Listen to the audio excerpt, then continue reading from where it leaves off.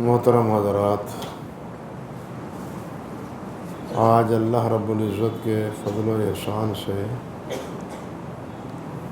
ہم نے پہلے جو بقیہ حصہ تھا سورۃ النمل کا، اس کی سماعت کی ہے۔ اس کے بعد سورۃ القصص ہے اور پھر کچھ حصہ سورۃ العنکبوت کا آج تلاوت ہوا ہے، اور اس حساب سے آج اللہ کے فضل و کرم سے 20 پارے مکمل ہو گئے۔ اللہ سبحانہ و تعالی یہ سنانا اور سننا اپنی جناب میں، اپنی بارگاہ میں قبول و منظور فرمائے۔ سورۃ النمل، یہ اس سورت کا نام، یہ سورت بھی مکی ہے، مکہ مکرمہ میں نازل ہوئی۔ سورۃ القصص بھی مکہ میں نازل ہوئی۔ اس کے بعد سورۃ العنکبوت یہ بھی مکہ میں نازل ہوئی۔ بلکہ ایک قول تو یہ ہے کہ یہ سورۃ شعراء، سورۃ نمل، سورۃ قصص اور سورۃ عنکبوت یہ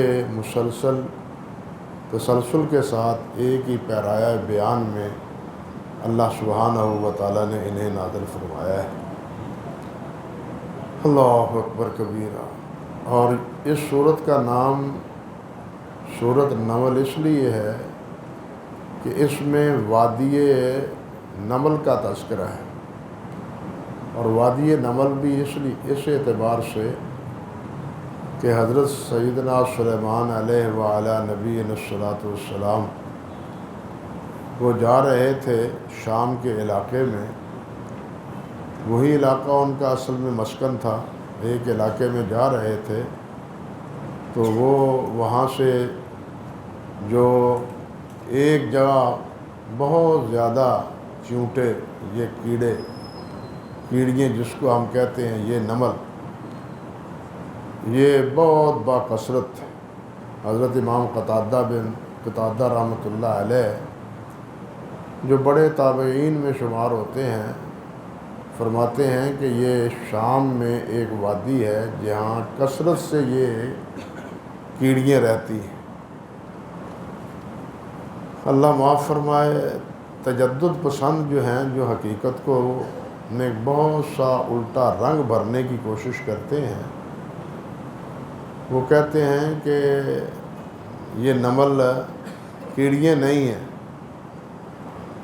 بلکہ یہ ایک وادی کا نام ہے نمل، اور جہاں وہ قبیلہ رہتا تھا نمل کا، چونٹیاں نہیں، قبیلہ نمل نامی قبیلہ وہاں رہتا تھا۔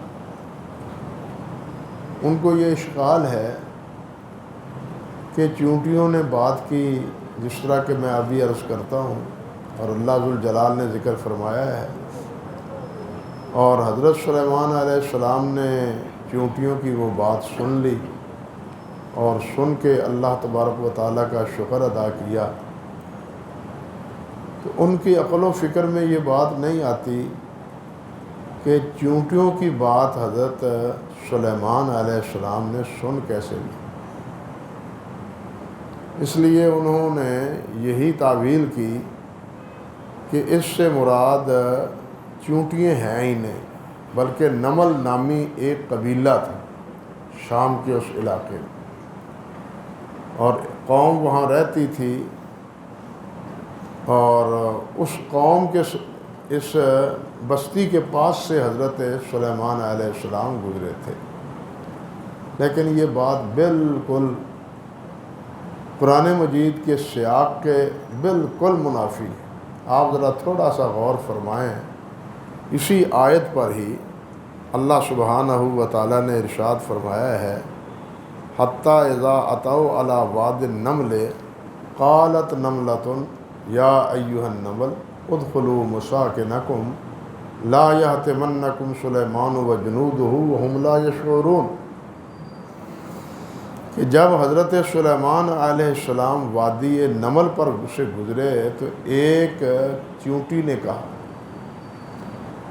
کہ یا ایھا النمل، اے چونٹیوں، ادخلوا مساکنکم، اپنے بلوں میں داخل ہو جاؤ، چھپ جاؤ، جو تم زمین پر چلتی پھرتی ہو چلنا پھرنا چھوڑ دو اور جلدی جلدی فوراً اپنے بلوں میں چلے داخل ہو جاؤ۔ لا یحطمنکم سلیمان و جنودہ، ایسا نہ ہو کہ تمہیں حضرت سلیمان علیہ السلام اور ان کا لشکر پائمال کر دے۔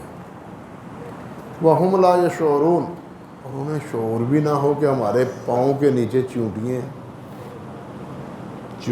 پاؤں کے نیچے آ جائیں تو چلنے والے کو یہ احساس نہیں ہوتا کہ میرے پاؤں کے نیچے کیا ہے، کوئی حجم والی چیز ہو، سخت چیز ہو، وجود والی چیز ہو، وہ پاؤں کے نیچے آ جائے تو انسان کو احساس ہو جاتا ہے۔ یہ معمولی سی چیونٹی، اس کا کیا احساس ہو۔ اب اگر وہ قوم تھی، سوچنے کی بات یہ ہے کہ قوم کو مسلنے کے ساتھ کیا جب ایک انسانوں کا لشکر کسی قوم کے اوپر سے، یعنی ان کے گاؤں سے یا ان کے شہر سے گزرتا ہے اور اس بستی میں، شہر میں رہنے والوں کو پائمال کر دیتا ہے، تو کیا چلنے والوں کو پتہ نہیں چلتا کہ ہمارے پاؤں کے نیچے کون آئے ہیں؟ مرد آئے ہیں، بندے آئے ہیں، یا چونٹیاں آئی ہیں؟ اللہ تو فرماتے ہیں وَهُمْ لَا يَشْعُرُونَ، انہیں پتہ ہی نہیں ہوگا۔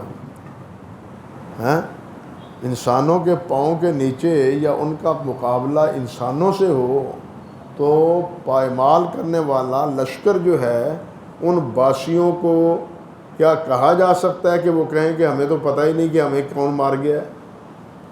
انہیں پتہ نہیں چلتا۔ حضرت سلیمان علیہ السلام کے بارے میں ان چونٹیوں نے یہ بات کہی کہ انہیں کوئی پتہ ہی نہ چلے۔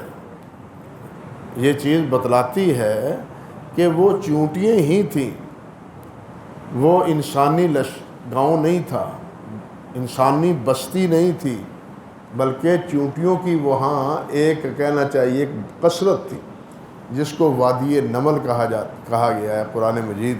اور حضرت امام قتادہ رحمۃ اللہ علیہ ان کے اس قول سے تائید بھی ہوتی، اور تاریخ میں اس چیز کا کہیں کوئی ذکر نہیں کہ نمل نامی کوئی قوم شام میں بستی۔ تاریخ میں، جغرافیے میں، شام کے اس علاقے میں نمل نامی کسی بھی بستی کا تو ہے نا وہ تذکرہ موجود نہیں ہے۔ اللہ اکبر کبیرہ۔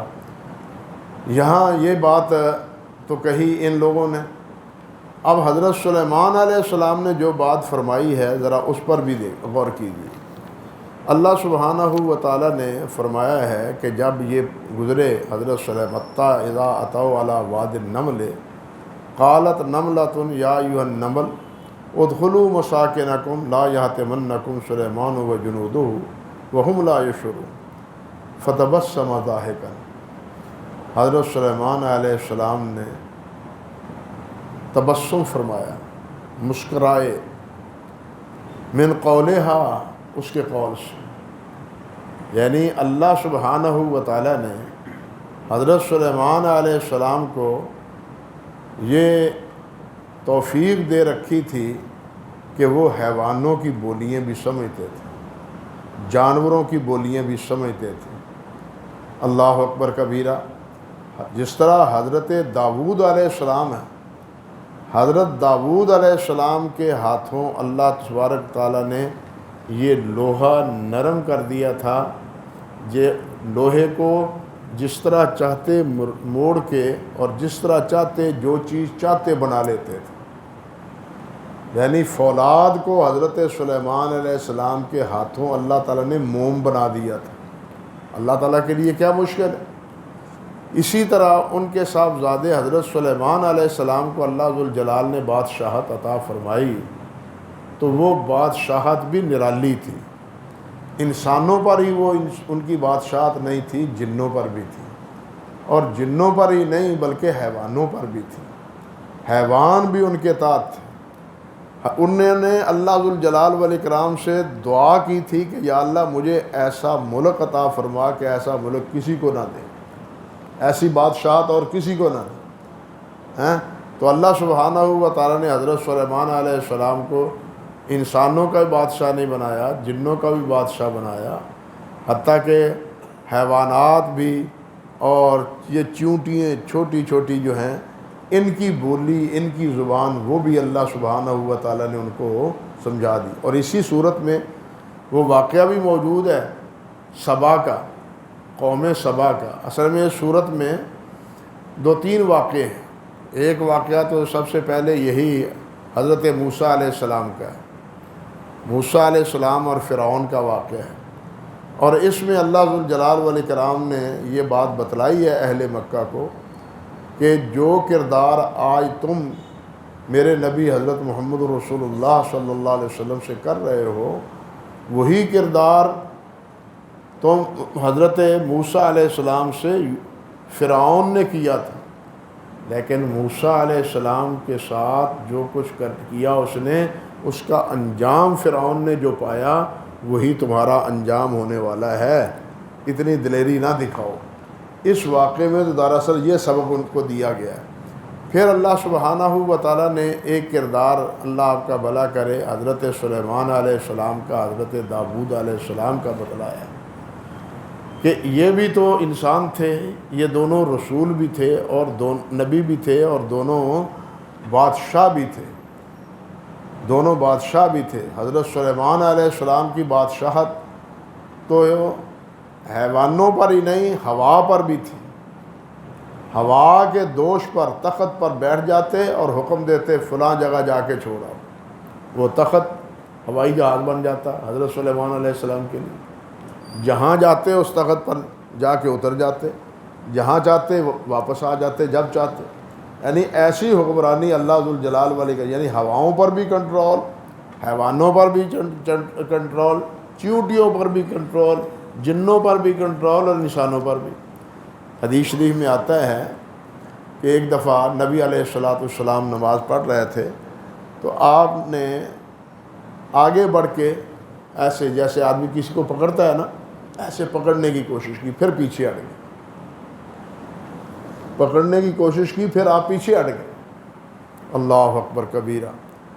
صحابہ کرام جو پہلی صف میں تھے انہوں نے دیکھا یہ کیا معاملہ ہے کہ نبی علیہ السلام ایک قدم آگے بڑھے ہیں اور آگے بڑھ کے آپ نے ایک کسی چیز کو پکڑنے کی کوشش کی اور پھر پیچھے آ گئے۔ نماز سے فارغ ہونے کے بعد انہوں نے عرض کیا حضور یہ کیا معاملہ تھا، آپ آگے کیوں بڑھے، کس چیز کو پکڑنا چاہتے تھے؟ نبی علیہ السلام نے ارشاد فرمایا کہ ایک شیطان آیا تھا آگ لے کر، وہ میرے اوپر ڈالنا چاہتا تھا، میں اس کو پکڑنا چاہتا تھا، میرا دل چاہتا تھا کہ میں اس کو پکڑ لوں، پکڑنے کے بعد میں اس کو مسجد کے جو ہے نا پلر ہیں ان کے ساتھ اس شیطان کو باندھ دوں، لیکن مجھے اپنے بھائی حضرت سلیمان علیہ السلام کی دعا یاد آ گئی کہ اللہ تعالیٰ سے انہوں نے دعا مانگی تھی کہ یا اللہ مجھے ایسی حکمرانی عطا فرما کہ ایسی حکمرانی کسی اور کو نہ ملے۔ نبی علیہ السلام نے اپنی انکساری میں اتنی بات بھی پسند نہیں کی کہ اس جن کو، انہوں نے تو سارے جنوں کو قابو کیا ہوا تھا نا، کہ ایک جن کو بھی آپ قابو کر لیتے تاکہ کسی نہ کسی دائرے میں یہ حضرت سلیمان علیہ السلام کی دعا کے مناقض نہ ہو۔ تو خیر کہنے کا مقصد یہ تھا کہ ایک کردار حضرت سلیمان علیہ السلام کا، حضرت داؤد علیہ السلام کا ہے۔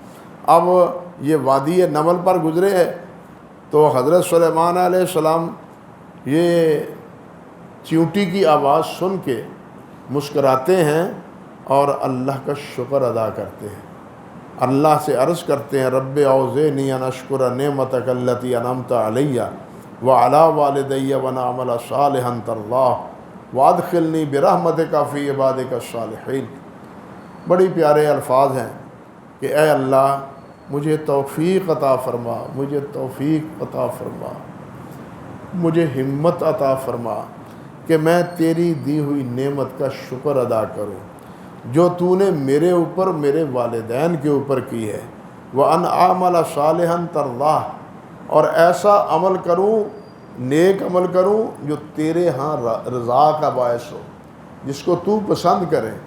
وَأَدْخِلْنِي بِرَحْمَتِكَ فِي عِبَادِكَ الصَّالِحِينَ۔ اب دیکھیے یہ ہے عبودیت، یا اللہ مجھے اپنی رحمت سے اپنے نیک بندوں میں شامل فرما دے۔ یہ اللہ کے رسول ہیں، اللہ کے پیغمبر ہیں، نبی ہیں، لیکن دعا کیا کرتے ہیں کہ یا اللہ اپنی رحمت سے مجھے اپنے نیک بندوں میں شامل کر دے۔ نبی ہو کے بھی وہ اللہ تعالیٰ کی رحمت کا جوئندہ تھا۔ بات سمجھے یا نہیں؟ اللہ کی رحمت سے کوئی بھی بے نیاز نہیں ہے۔ سید کائنات حضرت محمد رسول اللہ صلی اللہ علیہ وسلم کی دعا کے الفاظ ہیں، اللہم رحمتک ارجو فلا تکلنی الی نفسی طرفۃ عین۔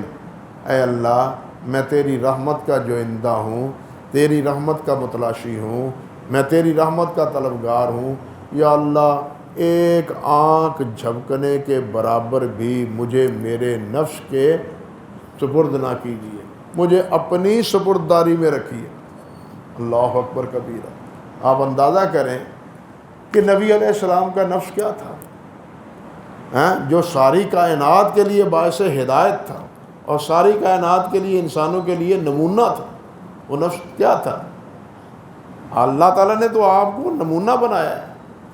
آپ تو معصوم تھے، غلطیوں سے، خطاؤں سے آپ تو معصوم تھے، لیکن پھر بھی انکساری، عاجزی، عبدیت، غلامی کی انتہا سمجھیے کہ فرماتے ہیں، عرض کرتے ہیں اللہ رب العزت کے سامنے کہ یا اللہ میں تیری رحمت کا متلاشی ہوں، ایک لمحہ بھی مجھے میرے نفس کے سپرد نہ کرو، مجھے اپنے سپرداری میں رکھو، اپنی نگرانی میں رکھو، آپ میری حفاظت فرماؤ، مجھے میرے سپرد نہ کرو۔ اللہ اکبر۔ یہ ہے سپرداری اللہ رب العزت۔ ایک اور حدیث میں آتا ہے، نبی علیہ الصلوۃ والسلام فرماتے ہیں، کبھی کبھی قاری صاحب پڑھتے بھی ہیں وہ دعا، اللہم انی عبدک وابن عبدک وابن امتک ناصیتی بیدک ماض فی حکمک عدل فی قضاؤک۔ اس میں کیا ہے؟ ناصیتی بیدک، یا اللہ میری پیشانی تیرے ہاتھ میں ہے، ناصیتی بیدک ماض فی حکمک، تیرا حکم میرے بارے میں جاری ساری ہے، جو بھی حکم ہوگا وہ پورا ہو کے رہے گا میرے بارے میں، اور میری پیشانی یا اللہ تیرے ہاتھ میں ہے۔ کیا مطلب؟ کہ جہاں بٹھائے گا بیٹھوں گا، جہاں لے جائے گا لے جاؤں گا، جس سے لڑنے کا کہے گا لڑوں گا، جس کے پاس جا کے دعوت دوں، جتنا بھی وہ مخالف مخاصم ہو میں ان کو دعوت دوں گا، میری پیشانی تیرے ہاتھ میں ہے، جو جہاں لے جانا چاہے مجھے لے جائے۔ اللہ اکبر۔ جہاں لے جانا چاہو اللہ، میں غلام ہوں آپ کا۔ یہ ہے عبدیت کا مقام، یہ ہے غلامی کا مقام۔ اور انبیاء سب سے پہلے بندے ہوتے ہیں۔ حدیث شریف میں آتا ہے، نبی علیہ الصلوۃ والسلام نے ارشاد فرمایا، ان اللہ اتخذنی عبدا قبل ان یتخذنی رسولا۔ اللہ ذوالجلال والاکرام نے مجھے رسول بنانے سے پہلے مجھے اپنا بندہ بنایا۔ اللہ نے پہلے مجھے اپنا بندہ بنایا، پھر مجھے مقام رسالت نوازا ہے۔ ہم کلمہ بھی پڑھتے ہیں تو اس میں کیا پڑھتے ہیں؟ اشہد ان محمدً عبدہ ورسولہ۔ وہاں بھی پہلے عبد ہے پھر رسول۔ اس لیے عبدیت ہی سب مقامات کی بنیاد ہے، حتیٰ کہ سب سے بڑا مقام تو نبوت کا ہی ہے نا۔ نبوت سے اوپر انسان کا کوئی درجہ نہیں ہے۔ نبوت کا وہ مقام ہے، وہ فرشتوں سے بھی بلند و بالا ہے، لیکن نبوت سے بھی پہلے کون ہے؟ وہ عبد ہے، اللہ کا بندہ ہے۔ اللہ اپنے بندوں میں سے انتخاب کرتا ہے، اپنے بندوں میں سے انتخاب کرتا ہے کہ کس کو رسول بنانا ہے، کس کو رسول نہیں بنانا۔ تو یہاں بھی آپ سمجھیں کہ حضرت سلیمان علیہ السلام اتنا کچھ حاصل ہونے کے باوجود، اتنی نعمتوں اور رحمتوں سے مستفید ہونے کے باوصف پھر بھی عرض کرتے ہیں وادخلنی برحمتک فی عبادک الصالحین، یا اللہ اپنی رحمت سے، بس اپنی رحمت سے اپنے بندوں میں شامل کر لے۔ اللہ اکبر کبیرہ۔ بالکل اسی طرح جس طرح نبی علیہ السلام نے حضرت ابو بکر صدیق رضی اللہ تعالی عنہ کو دعا سکھائی تھی۔ انہوں نے عرض کیا حضور مجھے بتلائیں میں نماز میں کیا دعا پڑھوں، نماز میں کیا دعا پڑھوں؟ آپ بھی پڑھتے ہیں۔ تو نبی علیہ السلام نے کیا سکھایا تھا؟ اللہم انی ظلمت نفسی ظلما کثیرا وانہ لا یغفر الذنوب الا انت فاغفر لی مغفرۃ من عندک۔ اللہ اکبر، فاغفر لی مغفرۃ من عندک، بس اپنی طرف سے مجھے معاف کر دے، میرا کوئی عمل ایسا نہیں کہ میں اپنے اس عمل کو یا اللہ تیرے حضور پیش کر کے عرض کروں یا اللہ یہ میرا عمل ہے، میرے اس عمل کو قبول کر کے مولا مجھے معاف فرما دے۔ اندازہ کیجئے کہ یہ نبی اکرم صلی اللہ علیہ وسلم کسے دعا سکھا رہے ہیں؟ جسے نبی علیہ السلام نے صدیق کہا ہے، جسے نبی علیہ السلام نے صدیق کہا ہے، جسے خود جبرائیل امین نے صدیق کہا ہے، وہ انہیں دعائیں سکھا جا رہی فاغفر لی مغفرۃ من عندک، اپنی جناب سے مجھے معاف کر دیں، میرے پلے کچھ نہیں ہے، میرا عمل کوئی نہیں کہ جو میں آپ کے سامنے یا اللہ پر پیش کروں۔ اندازہ کیجیے، حالانکہ ابو بکر وہ ہے جس کے نامہ اعمال میں فسق و فجور نہیں ہے، جس کے نامہ اعمال میں فسق و فجور نہیں ہے، بلکہ تمام صحابہ کے بارے میں اللہ نے یہ فرمایا قرّ الیہم الکفر والفسوق والعصیان، کہ ان کے دلوں میں اللہ سبحانہ و تعالیٰ نے کفر کو، فسق کو، نافرمانی کو ناپسند کر دیا ہے۔ اور ایک سورۃ واللیل تو خاص نازل ہی اللہ تعالیٰ نے حضرت ابو بکر صدیق رضی اللہ تعالیٰ عنہ کی فضیلت میں بیان کی، جس طرح کہ اور اس پر مستقل رسالہ لکھا ہے علامہ سیوطی رحمۃ اللہ علیہ نے کہ سورۃ واللیل کا شان نزول سارا وہ حضرت ابو بکر صدیق ہے رضی اللہ تعالیٰ عنہ، اور اس کے مخاطب بھی حضرت ابو بکر صدیق، اور جن کے بارے میں ایک بار نہیں کئی بار نبی علیہ السلام نے انہیں جنت کا اعلان کیا، ان کے بارے میں نام لے کے کہ ابو بکر جنتی۔ اب ایسے ابو بکر اور یہ نبی سکھلانے والے اور یہ ابو بکر صدیق سیکھنے والے، وہ کیا سیکھتے اور سکھاتے ہیں؟ فاغفر لی مغفرۃ من عندک۔ میرے بھائی ہمارے پلے کیا ہے؟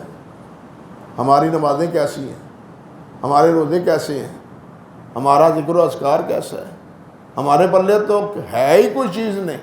اس لیے ہم تو زیادہ مستحق ہیں اس بات کے کہ رب ذوالجلال سے یہی عرض کریں فاغفر لی مغفرۃ من عندک۔ اللہ کے پیغمبر پہلے حضرت ہمارے بابا آدم علیہ السلام نے کیا کہا تھا؟ وَإِلَّا تَغْفِرْ لِي وَتَرْحَمْنِي أَكُن مِّنَ الْخَاسِرِينَ۔ بات یا اللہ اسی سے بنتی ہے کہ یا اللہ تو مجھے معاف کر دے ورنہ میرا تو کچھ نہیں رہے گا۔ ہاں، یہ وہ ہے جنہیں جنت سے پالا ہے، یہ وہ جنت میں پرورش کی ہے، یہ وہ ہے جن کو مسجود مذائقہ بنایا ہے، ہاں، یہ وہ ہے جن کو اپنی چاہتوں سے نوازا ہے، جن کو اپنے ہاتھ سے اللہ تعالیٰ نے بنایا ہے۔ اللہ تعالیٰ نے آدم علیہ السلام کی مٹی اپنے ہاتھ سے گوئی ہے، حدیث میں آتا ہے، حدیث شفاعت میں ہے۔ نبی علیہ السلام فرماتے ہیں کہ قیامت کے دن انسان کہیں گے آدم علیہ السلام سے کہ ابا جی، بابا جی، آپ تو وہ ہو جن کو اللہ نے اپنے ہاتھ سے بنایا ہے، آپ ہی ہماری سفارش کریں، آپ تو ہمارے باپ ہیں، آپ تو ہمارے باپ ہیں۔ لیکن آدم علیہ السلام انکار کر دیں گے کہ میں اس پوزیشن میں نہیں ہوں کہ میں اللہ ذوالجلال والاکرام سے ہم کلام ہوں۔ اگر اللہ نے پوچھ لیا کہ میں نے تو تمہیں منع کیا تھا پھل کھانے سے، تو نے کیوں کھایا، تو میرے پاس کوئی جواب نہیں ہے اس کا، میں ڈرتا ہوں اللہ ذوالجلال والاکرام سے۔ ہاں، اس لیے بات میرے بھائی سوائے بخشش اور مغفرت کے بنتی نہیں ہوئی۔ اللہ معاف فرما دے کسی نہ کسی طریقے نہ۔ یہ مہینہ بھی معافی کا ہے نا، رمضان کا مہینہ ہے نا، یہ آپ نے سنتے ہیں اور سنیں گے بھی۔ حضرت عائشہ رضی اللہ تعالیٰ عنہ سے نبی علیہ السلام نے کیا فرمایا تھا؟ حضرت عائشہ نے پوچھا حضور یہ لیلۃ القدر آئے گی تو میں کیا اللہ سے مانگوں؟ یہ عائشہ وہ ہے جن کی برات کا اظہار اللہ نے عرش سے قرآن بنا کے نازل کیا، آپ سن چکے ہیں نا پہلے۔ سورۃ نور میں قرآن بنا کے نازل کر دیا۔ عائشہ صدیقہ رضی اللہ تعالیٰ عنہ، نبی علیہ السلام سے پوچھا گیا، حضرت عمرو بن عاص نے پوچھا، صحیح بخاری کی روایت ہے، من احب الناس الیک یا رسول اللہ، حضور لوگوں میں سب سے زیادہ آپ کی محبت کس سے ہے؟ نبی علیہ السلام نے فرمایا عائشہ سے۔ عمرو بن عاص کہنے لگے، عمرو بن عاص کہنے لگے، عرض کرنے لگے، نہیں من الرجال، بندوں میں سے۔ فرمایا ابوہا، عائشہ کے ابا سے۔ اب سوچئے ذرا، یہ باپ اور بیٹی نبی علیہ السلام کے نور نظر ہیں، باپ اور بیٹی دونوں نور نظر ہیں۔ باپ کو کیا دعا سکھائی نماز میں پڑھنے کی، اس کے الفاظ بھی آپ نے سنے۔ بیٹی نے عرض کیا کہ میں کیا مانگوں، تو بیٹی سے کیا کہا، یہ مانگو، اللہم انک عفو تحب العفو فاعف، بس اللہ مجھے معاف کر، اللہ بس مجھے معاف کر۔ یہ آخرت کا معاملہ اتنا نازک ہے جس کو ہم بڑا ہی آسان سمجھتے ہیں۔ اللہ آسان کر دے تو آسان ہے، ورنہ ہے بہت مشکل۔ ایک سوال کا جواب ہمارے پاس بھی نہیں ہے، ہمارے ایک سوال کا جواب بھی ہمارے پاس نہیں ہے۔ اللہ اکبر کبیرہ۔ اس لیے بھائی، سوائے اللہ سبحانہ و تعالیٰ کے معافی مانگنے کے، اللہ سے بخشش مانگنے کے اور کوئی چارہ نہیں ہے۔ تو یہاں بھی حضرت سلیمان علیہ السلام نے یہی بات کہی ہے۔ آگے پھر دیکھیے، آگے واقعہ آتا ہے وہ سارا قوم سبا کا، اس میں بھی اللہ ذوالجلال نے اشارہ کیا اہل مکہ کی طرف سے، مکہ والو تم اپنی مال و دولت پر گھمنڈ کرتے ہو اور کہتے ہو کہ نانو اکثر و اموالم و اولادہ، ہمارے پاس بڑا مال ہے، اور تمہارے پاس کیا مال ہے؟ ملکہ سبا کو دیکھو تو صحیح، اتنا مال تھا کہ سلیمان کے نمائندے ہدہد نے آ کے بتلایا کہ اس کو تو ہر چیز میسر ہے، اوتیت من کل شے، کوئی چیز رہ نہیں گئی جو اس کے پاس نہ ہو۔ وَلَهَا عَرْشٌ عَظِيمٌ، اس کا بہت بڑا عرش ہے، بہت بڑا عرش ہے اس کا، بڑی مال و دولت ہے اس کے پاس۔ یہ یمن کا علاقہ تھا، اور یمن کے اس علاقے میں اس کی حکومت سی سال ہا سال تک۔ اللہ اکبر کبیرہ۔ اللہ سبحانہ و تعالیٰ نے فرمایا ہے کہ ہدہد نہ دیکھ کے حضرت سلیمان علیہ السلام نے کہا ہدہد نظر نہیں آتا، کہاں گیا ہے؟ یہ لکھا ہے علماء نے کہ شام کے اس علاقے سے یمن کا وہ علاقہ جہاں یہ ملکہ سبا رہتی تھی، کوئی 1500 میل کی مسافت دونوں کے علاقوں میں ہے، 1500 میل کی مسافت۔ یہ کوئی تعجب کی بات نہیں۔ یہ جو سردیوں کے دنوں میں سائبیریا وغیرہ سے سرد علاقوں سے پرندے آتے ہیں اڑ کے آپ کے ملک میں، وہ تو 25 ہزار میل کی مسافت طے کر کے آپ کے ملک میں آتے بھی ہیں اور پھر واپس بھی اسی راستے پر جاتے ہیں۔ یہ ہے خلق کل شیء ثم ہدی۔ اللہ اکبر کبیرہ۔ یہ ہے، اللہ نے فرمایا خلق کل شیء ثم ہدی، اللہ نے ہر چیز کو پیدا بھی کیا ہے اور پھر اس کی رہنمائی بھی کی، پیدا کر کے چھوڑ نہیں دیا۔ انسان کو بھی پیدا کر کے چھوڑ نہیں دیا۔ یہ بے وقوف ہے جو کہتا ہے میں آزاد ہوں۔ انسان آزاد نہیں ہے، انسان غلام ہے، انسان مالک کا غلام ہے۔ جس نے اس کو پیدا کیا ہے اس کا یہ اطاعت گزار ہونا چاہیے، فرما بردار ہونا چاہیے۔ یہ آزادی نہیں ہے، آزاد وہ ہے جو باغی ہے۔ ہم تو اللہ کے باغی نہیں ہیں بھائی۔ اللہ سے بغاوت تو ہلاکت کا ذریعہ ہے، اور سمجھایا ہے ان واقعات نے۔ فرعون نے بغاوت کی، نمرود نے بغاوت کی، قوم لوط نے بغاوت کی، شعیب کی قوم نے بغاوت کی، نتیجہ کیا نکلا؟ صفحہ ہستی سے مٹا دیا اللہ تعالیٰ نے، اور ان کو صفحہ ہستی سے مٹا کے آنے والوں کے لیے عبرت کا نشان بنا دیا۔ اللہ اکبر کبیرہ۔ تو یہ واقعات صرف واقعات اور قصے نہیں ہیں، یہ ہمارے لیے سبق ہے۔ اور یہاں بھی یہ سارا قصہ قوم سبا کا ذکر ہی اللہ تعالیٰ نے کیا ہے۔ مکے والوں تو تم کس گھمنڈ میں بیٹھے ہو کہ ہمارے پاس بڑا مال ہے، بڑی دولت ہے، بڑا اقتدار ہے ہمارے پاس۔ سبا کی ملکہ کو دیکھو، اس کو کیا کچھ ہم نے دے رکھا تھا۔ لیکن اللہ اکبر، جب حقیقت حال کا اس کو علم ہوا، فرعون سمجھتا تھا کہ موسیٰ علیہ السلام سچے ہیں۔ قرآن کہتا ہے فرعون سمجھتا تھا کہ موسیٰ علیہ السلام سچے ہیں. قرآن کہتا ہے کہ ابو جہل سمجھتا تھا کہ محمد سچے ہیں صلی اللہ علیہ وسلم، لیکن کیوں نہیں مانتے تھے؟ ان کا تکبر مانے تھا. اللہ نے فرمایا ان کا تکبر مانے تھا. اللہ نے قوم سبا کا واقعہ ذکر کر کے بتلایا کہ اتنا مال و دولت اور اتنے کرندے اور اتنے فرما بردار ان کی فوج کہ جب حضرت سلیمان علیہ السلام کا خط آیا تو اس نے فوج سے مشورہ کیا، بتلاؤ کیا کرنا چاہیے، مقابلہ کرنا چاہیے. وہ کہنے لگی جناب ہر اسلحہ سے لیس ہم ہیں، جو حکم ہو ہم کر گزریں گے. لیکن وہ سمجھدار تھی. اس نے کہا نہیں، بادشاہوں کے آنے سے اگر لڑائی ہو جائے تو مفتوح قوم پھر دوبارہ سر اٹھانے کے قابل نہیں رہتی. مفتوح قوم سر اٹھانے کے قابل نہیں رہتی. میں تجربہ کرتی ہوں. اس نے جناب مال و متاع دے کے حضرت سلیمان علیہ السلام کے پاس بھیج دیا. اللہ اکبر کبیرہ. مال و متاع دے کے حضرت سلیمان علیہ السلام کے پاس جس وقت بھیجا تو سلیمان علیہ السلام نے اس مال و متاع کو ٹھکرا دیا. جاؤ لے جاؤ اس کو. کس کے پاس لے کے آئے ہو؟ میں رسول ہوں، نبی ہوں، میں دنیا دار بادشاہ نہیں ہوں. واپس اٹھا دیا. فلما جاء سلیمان قال اتمدوننی بمال فما آتانی اللہ خیر مما آتاکم. اس مال سے مجھے ورگلاتے ہو؟ جو کچھ اللہ ذوالجلال نے مجھے دے رکھا ہے اس مال سے کہیں زیادہ اللہ تعالیٰ نے مجھے عطا فرمایا. واپس کر دیا. جب واپس لے کے گیا تو وہ خود پریشان ہو گئی کہ بادشاہوں کے بادشاہ کے پاس جائے مال تو وہ خوش ہوتے ہیں، ہدیہ کو تحفے کو قبول کرتے ہیں. اس نے تو رد کر دیا. رد کرنے کا مطلب یہ ہے کہ ہمارے خلاف چارج شیٹ ہے ان کے ہمارے خلاف، وہ ہمارے خلاف حملہ آور ہونے والے ہیں. اللہ تعالیٰ فرماتے ہیں کہ اس کے بعد حضرت سلیمان علیہ السلام نے کہا ہاں بھائی بتلاؤ اس کا عرش کون لائے گا، جس کو کہا گیا ہے نا وَلَهَا عَرْشٌ عَظِيمٌ، کون لائے گا؟ قَالَ عِفْرِيتٌ مِّنَ الْجِنِّ أَنَا آتِيكَ بِهِ قَبْلَ أَن تَقُومَ مِن مَّقَامِكَ. آپ کے اس مجلس سے اٹھنے سے پہلے میں یہ تخت آپ کے پاس لے آؤں گا. یہاں ایک بات یہ بھی ہے، بعض حضرات ایسے بات کیا ہے، سر سید نے بیچارے نے یہ بات کہی، اللہ تعالیٰ اس کو معاف کرے. سر سید نے کہا کہ جن کوئی نہیں ہے، جن یہ پہاڑی لوگ ہیں.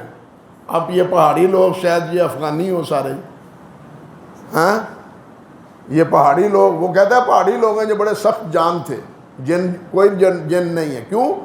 وہ کہتا تھا کہ جو چیز دیکھے سائنس یہ کہتی ہے اس چیز کو مانو جو تجربے میں آئے، جو تجربے میں نہ آئے اس کو مانو کیوں؟ تو جن تو ہمیں نظر نہیں آتا. فرشتوں کا بھی انکار کرتا تھا کہ فرشتے ہمیں نظر نہیں آتے، جن ہمیں نظر نہیں آتے. وہ کہتے تھے نیک آدمیوں کا نام فرشتہ ہے اور برے آدمی طاقتور جو ہے نا پہاڑی وہ جن ہے. لیکن یہ بات غلط ہے، یہ بات غلط ہے. فرشتے اللہ کی مخلوق ہے. اللہ کی مخلوق خود اللہ نے فرمایا کہ نوری ہے، اور یہ جن آگ سے اللہ تعالیٰ نے پیدا کیا ہے، اور انسان کو اللہ تعالیٰ نے مٹی سے پیدا کیا ہے. اللہ سبحانہ و تعالیٰ نے فرمایا ہے کہ جب انہوں نے یہ بات کہی تو حضرت سلیمان علیہ السلام کہنے لگے، سوچنے لگے کہ نہیں ابھی کچھ اور چاہیے. قال الذی عندہ علم من الکتاب انا آتیک بہ قبل ان یرتد الیک طرفک. اللہ فرماتے ہیں جس کو کتاب کا علم تھا. کون تھا؟ مختلف اقوال ہیں. کوئی کہتا ہے حضرت خضر تھے، کوئی کہتے ہیں کہ کوئی نیک آدمی تھا، کوئی کہتے ہیں خود امام راضی کہتے ہیں کہ خود حضرت سلیمان تھے. لیکن یہ سب باتیں اللہ تعالیٰ نے جب کوئی نام بتلایا نہیں، ہمیں اس نام کے ڈھونڈنے کی ضرورت نہیں، ہمیں اس بات پر ایمان لانے کی ضرورت ہے. بات سمجھے نا، ایمان لانے کی ضرورت ہے کہ قال الذی عندہ علم من الکتاب، جس کے پاس کتاب کا علم تھا اس نے کہا حضرت صاحب آنکھ جھپکنے سے پہلے آ جائے گا. اس میں بتلایا ہے علم کی طاقت کیا ہے. جن سے زیادہ علم کی طاقت ہے. جن سے زیادہ علم کی نہیں سمجھ آتی. یہ جنوں کو نکالنے والے یا حاضر کرنے والے کیا پڑھتے ہیں؟ قرآن ہی پڑھتے ہیں نا، یہ علم ہی پڑھتے ہیں نا۔ وہ حاضر ہوتا ہے، نکلتا ہے، روتا بھی ہے، چلاتا بھی ہے، علم کی وجہ سے طاقتور تو ویسے ہے جن طاقتور ہے نا، لیکن جب آیت الکرسی پڑھی جائے، جب اذان کہی جائے تو یہ بھاگتا ہے، ڈرتا ہے، خوف زدہ ہوتا ہے۔ تو یہ کیوں ڈرتا ہے؟ حالانکہ وہ طاقتور ہے، انسان کا اس کے ساتھ کوئی تقابل ہی نہیں، لیکن جب اللہ کا کلام پڑھا جائے، آیت الکرسی پڑھی جائے یا اذان پڑھی جائے، جن بھاگتا چلا جاتا ہے۔ نبی علیہ الصلوۃ والسلام نے فرمایا کہ اذان ہوتی ہے تو شیطان بھاگتا چلا جاتا ہے جیسے اس کی ہوائیں نکل جا رہی ہیں، لیکن جب اذان ختم ہوتی ہے پھر بھاگاتا ہے، اور جب یہ نماز پڑھنا شروع کر دیتا ہے اس میں دل میں وسوسے ڈالنا شروع کر دیتا ہے۔ یہ اتنا دشمن ہے انسان کا۔ لیکن جب انسان یہی قرآن پڑھتا ہے، آیت الکرسی پڑھتا ہے یا دوسرے اوراد پڑھتا ہے، تو یہ جن ساتھی جن پر قبضہ کیا ہوا ہوتا ہے ان کو چھوڑ جاتا ہے۔ یہ ہوتا ہے یا نہیں ہوتا؟ تو یہ کلام کی برکت ہے نا، علم کی برکت ہے نا، یہ تو آج بھی ثابت ہو رہی ہے۔ لیکن وہاں کیا بتلایا ہے کہ آنکھ جھپکنے سے پہلے حضرت سلیمان علیہ السلام کے آنکھوں کے سامنے وہ کیا تھا؟ تخت سبا موجود تھا۔ جب انہوں نے دیکھا تو کہنے لگے ھذا من فضل ربی، یہ نہیں کہا بلے او بلے شیرا، بات سمجھے؟ بلے او بلے شیرا، یہ تیرا ہی کم سی، یہ تیرا ہی علم سی، یا تینوں کو خاص علم ملیا ہے؟ نہیں، کوئی تعریف نہیں، تعریف کے دی اللہ نے۔ ھذا من فضل ربی، یہ میرے فضل، رب کا فضل ہے۔ لیبلونی اشکر ام اکفر، اللہ اکبر، یہ اس لیے کہ اللہ مجھے آزماتا ہے کہ سلیمان میرا شکر کرتا ہے یا ناشکری کرتا ہے۔ اللہ اکبر کبیر، سلیمان میرا شکر کرتا ہے یا ناشکری کرتا ہے۔ کہتے ہیں وَمَنْ شَكَرَ فَإِنَّمَا يَشْكُرُ لِنَفْسِهِ، جو شکر کرتا ہے وہ اپنے لیے کرتا ہے، اللہ کو کوئی فائدہ نہیں اس کے شکر کا، اللہ کو اس کے شکر کا کوئی فائدہ نہیں۔ وَمَنْ كَفَرَ فَإِنَّ رَبِّي غَنِيٌّ كَرِيمٌ، اور اگر کوئی ناشکرہ بنتا ہے، کفر کرتا ہے، تو اللہ ذوالجلال جو ہے وہ بے نیاز ہے، غنی ہے، بے پرواہ ہے، اللہ ذوالجلال کا کوئی نقصان نہیں۔ اگر کوئی شکر نہ کرے، نہ کفر کرے، اختیار کرے، تو اللہ ذوالجلال کا کوئی نقصان نہیں۔ حضرت ابو ذر غفاری رضی اللہ تعالی عنہ کی روایت ہے صحیح مسلم میں کہ نبی علیہ السلام نے ارشاد فرمایا کہ اگر سارے انسان اور سارے جن اتقی خلق اللہ بن جائیں، سب سے زیادہ متقی، سب سے زیادہ پرہیزگار بن جائیں، اطاعت گزار بن جائیں، تو اللہ تعالیٰ کی بادشاہت میں کچھ اضافہ نہیں کر سکتے۔ اور اگر سارے اکفر الکافرین بن جائیں، سارے فرعون اور نمرود بن جائیں، تو اللہ تعالیٰ کے دربار سلطنت میں کوئی بال برابر نقصان نہیں کر سکتے۔ اللہ بے نیاز ہے، اللہ غنی ہے، بے پرواہ ہے۔ ان تکفروا انتم ومن فی الارض جمیعا فإن اللہ غنی عن العالمین، تم سارے جتنے زمین پر بستے ہو سب کافر بن جاؤ، اللہ کا کوئی پرواہ نہیں۔ یہی بات حضرت سلیمان علیہ السلام نے کہی کہ یہ تو میری اللہ تعالیٰ نے آزمائش کی ہے کہ میں اللہ کا شکر کرتا ہوں یا ناشکری کرتا ہوں۔ شکر ہے تو یہ اللہ کا فضل ہے، یہ اللہ کا کی کرم نوازی ہے، اور اگر میں کفر کروں گا تو یا کوئی بھی کفر کرے گا تو اللہ کا کوئی نقصان نہیں، میرا اپنا نقصان ہے۔ ناشکری کر کے انسان اپنا نقصان کرتا ہے، جس طرح اللہ نے فرمایا یعنی وَلَئِن شَكَرْتُمْ لَأَزِيدَنَّكُمْ وَلَئِن كَفَرْتُمْ إِنَّ عَذَابِي لَشَدِيدٌ۔ اللہ فرماتے ہیں اگر تم شکر کرو گے تو میں اور زیادہ دوں گا۔ علماء نے یہاں کہا ہے وَلَئِن شَكَرْتُمْ لَأَزِيدَنَّكُمْ، لام بھی تاکید کا اور نون ثقیلہ بھی تاکید کی۔ کیا معنی؟ میں ضرور تمہیں دوں گا۔ علماء نے کہا ہے کہ یہ شکر جو ہے نا، یہ شکر، اللہ اکبر، عجیب بات کہتے ہیں وہ، یہ شکر کیا ہے؟ یہ اللہ کی نعمتوں کو قید کرنے کا ذریعہ ہے، اللہ کی نعمتوں کو قید کرنے کا۔ اور اگر ناشکری کریں تو یہ نعمتیں بھاگ جاتی ہیں۔ شکر کرو گے تو نعمتیں رہیں گی، نا شکری کرو گے تو نعمتیں ختم ہو جائیں گی۔ وَلَئِن كَفَرْتُمْ إِنَّ عَذَابِي لَشَدِيدٌ، پھر میری پکڑ بھی بہت سخت ہے۔ یہی بات حضرت سلیمان علیہ السلام نے فرمائی۔ اللہ اکبر۔ قال نکروا لها عرشها ننظر اتهتدی ام تکون من الذین لا یہتدون۔ تو یہ واقعہ بتلا کے حضرت اللہ سبحانہ و تعالیٰ نے سوا کا بتلایا ہے کہ اس کو جب حقیقت حال کا پتہ چلا نا، حقیقت حال کا پتہ چلا تو وہ فوراً سلیمان کی تابع دار بن گئی اور اس نے اسلام کو، دین کو قبول کر لیا۔ جو قوم سورج کو سجدہ کرتی تھی وہ اب سورج کی بجائے کس کو سجدہ کرنے لگی؟ مجھے سجدہ کرنے لگی۔ یہ مکے والوں کو تعریض ہے کہ تمہیں مال کا گھمنڈ ہے، دیکھ لو۔ پھر اللہ سبحانہ و تعالیٰ نے اللہ اکبر کبیرہ ایک اور قوم کا بھی تذکرہ کیا ہے، اور وہ قوم کیا ہے؟ اللہ اکبر کبیرہ، وہ یہ قوم لوط ہے جو اللہ سبحانہ و تعالیٰ کے حکم کی بالکل مخالفت کرتی تھی۔ اس کا بھی انجام انہوں نے دیکھ لیا۔ پھر یہ بھی اہل مکہ کو سبق ہے، تنبیہ ہے کہ تم بھی تمرد، سرکشی، حکم کی خلاف ورزی کرتے ہو، قوم لوط سے سبق سیکھو، تمہارا بھی کہیں وہی حشر نہ ہو۔ اس انداز سے اللہ سبحانہ و تعالیٰ نے سورۃ النمل میں یہ واقعات بیان کیے۔ پھر اللہ سبحانہ و تعالیٰ نے اپنی توحید کا تذکرہ کیا ہے، اور اس کی بھی ابتدا عجیب الفاظ سے، قُلِ الْحَمْدُ لِلَّهِ وَسَلَامٌ عَلَىٰ عِبَادِهِ الَّذِينَ اصْطَفَىٰ اللَّهُ خَيْرٌ عَمَّا يُشْرِكُونَ۔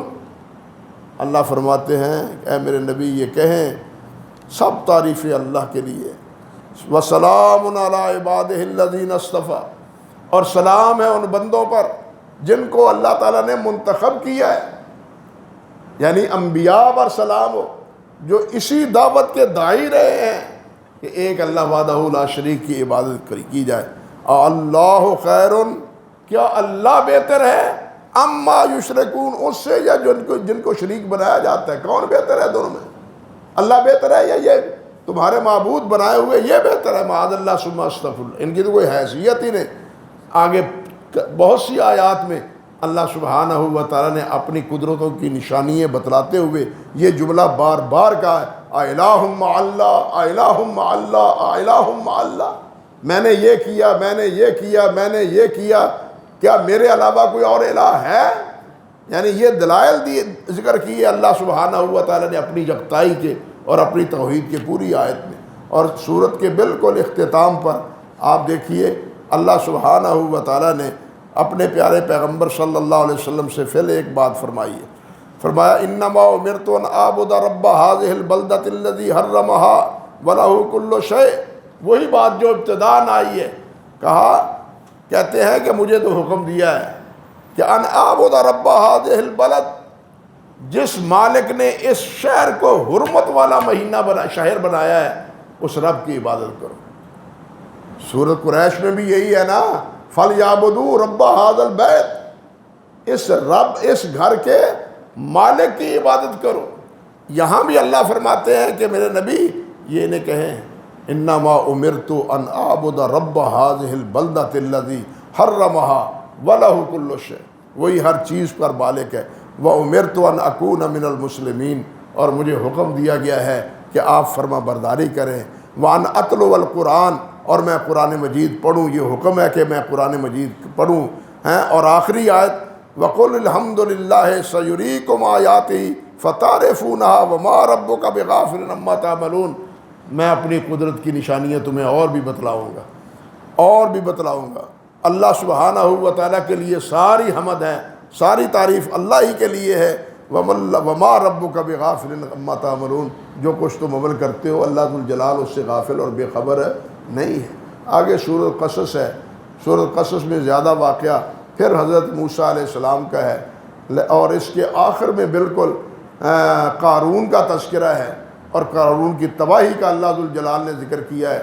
اور یہ قارون موسیٰ علیہ السلام کا چچیرا بھائی تھا، بنی اسرائیل میں سے تھا۔ یہ حضرت موسیٰ علیہ السلام کا چچیرا بھائی تھا، اور اسے اپنے مال پر گھمنڈ تھا بالکل اسی طرح جس طرح مکے والوں کو تھا. جیسے مکے والوں کا تھا نا، اس کو بھی اپنے مال پر گھمنڈ تھا، اور یہ خود کہتا تھا کہ یہ مال تو میری کمائی کا نتیجہ ہے، میرے علم کا نتیجہ ہے، میرے فن کا اور میری مہربانی کا نتیجہ ہے، یہ کہتا تھا. لیکن اللہ سبحانہ و تعالیٰ نے اسے نشان عبرت بنایا، اس کو اور اس کے مال کو زمین میں دھنسا دیا، اس کو اور اس کے مال کو زمین میں دھنسا دیا. بتلایا کہ تم مال پر گھمنڈ کرتے ہو، تم سے پہلے بھی ایک گھمنڈ کرنے والا تھا. ہاں، اس کا انجام کیا ہوا؟ اللہ تعالیٰ نے ان کو اس کو ویسے ہی زمین میں دھنسا دیا. اللہ سے ڈرو کہیں تمہارا بھی یہی انجام نہ ہو. یہاں ایک بات دیکھیے، سورۃ قصص کے ابتدا میں اللہ سبحانہ و تعالیٰ نے حضرت موسیٰ علیہ السلام کے بارے میں ذکر کیا ہے کہ اللہ تعالیٰ نے ان کی والدہ سے کہا کہ تم اس کو پانی کے سپرد کر دو، پانی کی نہروں میں اس کو آگے رکھ دو، میں اس کا خود انتظام کروں گا اور اس کو تیری طرف لوٹا دوں گا، تجھے لوٹا دوں گا، یہ آ جائے گا تیرے پاس. پھر آگے اللہ نے بالآخر یہ وعدہ پورا کیا، اور موسیٰ علیہ السلام پھر والدہ کی گود میں ہی بالآخر پلے. یہاں جو سورۃ قصص میں ایک بات آخر میں اللہ نے فرمائی ہے، اللہ سبحانہ و تعالیٰ فرماتے ہیں، اللہ اکبر کبیرہ، ان الذی فرض علیک القرآن لرادک الی معاد. اس وعدے کو جس طرح اللہ نے گویا اشارہ کیا، جس طرح موسیٰ کی والدہ کے ساتھ میرا وعدہ تھا نا، تیرے ساتھ بھی میرا وعدہ ہے کہ تو ہجرت کر کے جا رہا ہے، میں تمہیں تمہارے اس شہر میں دوبارہ لاؤں گا. بات سمجھ گیا؟ اس اشارے کو سامنے رکھ کے اللہ ذوالجلال نے پیارے پیغمبر کو مثال دے کے یہ بات، وہاں جیسے انہونی ہو گئی، یہی انہونی ہوئی نا، وہ تو قتل کر رہا تھا بنی اسرائیل کے بچوں کو، اسی طرح نبی علیہ السلام کے پیچھے تو قتل کرنے کے پورے منصوبے تھے ان کے، کوئی کمی نہیں چھوڑی تھی. لیکن اللہ نے کیا فرمایا؟ آپ تو رات کے اندھیرے میں جا رہے ہیں، رات کے اندھیرے میں. مقاتل نے تو کہا ہے کہ یہ سفر ہجرت میں ہی نبی علیہ السلام پر یہ آیت نازل ہوئی تھی کہ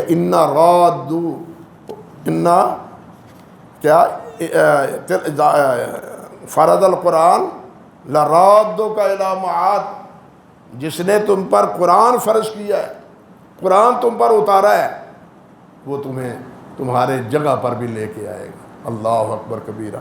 اور پھر وقت زیادہ نہیں گزرا، 7 سال ہی گزرے، 8ویں سال اللہ ذوالجلال نے مکہ مکرمہ پہنچا دی، اپنی جگہ پر پہنچا دیا.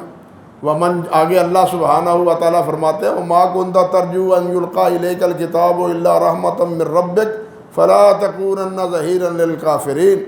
اللہ اکبر. اے میرے نبی، تمہارے دل میں تو کوئی خیال ہی نہیں تھا، تمہاری تو کوئی امید ہی نہیں تھی، تمہارے تو تصور میں بھی نہیں تھا کہ میں نبی بنایا جاؤں گا. آج ایک بڑی بحث چلتی ہے مولویوں کے درمیان کہ نبی علیہ السلام پیدا ہوتے ہی نبی تھے، پیدائش سے پہلے بھی نبی تھے. بھائی اگر آپ نبی تھے، آپ کی چاہت تھی، تو یہ اللہ ذوالجلال والاکرام نے جو فرمایا ہے یہ تو آپ کی صداقت کی دلیل ہے، یہ سب سے بڑی صداقت کی دلیل ہے کہ آپ کے تصور میں بھی اپنی نبوت کا کوئی خیال تک نہ تھا، تصور بھی نہیں تھا، کوئی اس کے بارے میں کوئی رکھنا نہیں تھا کہ شاید مجھے نبی بنا دیا جائے. لیکن اللہ تعالیٰ نے اپنا فضل فرمایا اور تمہیں نبی بنا دیا. اللہ اکبر کبیرہ. اور پھر آخر میں اللہ ذوالجلال اسی لیے فرماتے ہیں، وَلَا تَدْعُ مَعَ اللَّهِ إِلَٰهًا آخَرَ لَا إِلَٰهَ إِلَّا هُوَ. اللہ کے علاوہ کسی کو مت پکارو، اللہ کے علاوہ کسی کی اور عبادت نہ کرو. كُلُّ شَيْءٍ هَالِكٌ إِلَّا وَجْهُهُ. سارے برباد ہو جائیں گے، سب مر جائیں گے، سب ہلاک ہو جائیں گے، باقی بچے گا تو صرف اللہ وحدہ لا شریک بچے گا، جو حی قیوم ہے، جو حی قیوم ہے، اسی کی عبادت کرو. جو مرنے والا ہے اس کی عبادت ہے، جو ہلاک ہونے والا ہے اس کی عبادت ہے. یہ آخری آیت میں اللہ ذوالجلال نے فرمایا ہے، لہ الحکم وإلیہ ترجعون. حکم بھی اسی کا ہے، لوٹنا بھی اسی کے پاس. حکم بھی اسی کا ہے، لوٹنا بھی اسی کے پاس. یعنی آخری آیات میں پوری صورت کا دوسرے لفظوں میں کہنا چاہیے خلاصہ اللہ ذوالجلال نے بیان فرما دیا. اللہ ہمیں قرآن سمجھنے کی، عمل کی توفیق دے. آگے صورت العنکبوت ہے، وہ مکمل کل ہوگی انشاءاللہ، اور باقی بھی جو صورتیں اللہ نے توفیق عطا فرمائی تو کل ان کے بارے میں بات کریں گے. سبحان ربک رب العزت عما یصفون وسلام علی المرسلین والحمد للہ رب العالمین.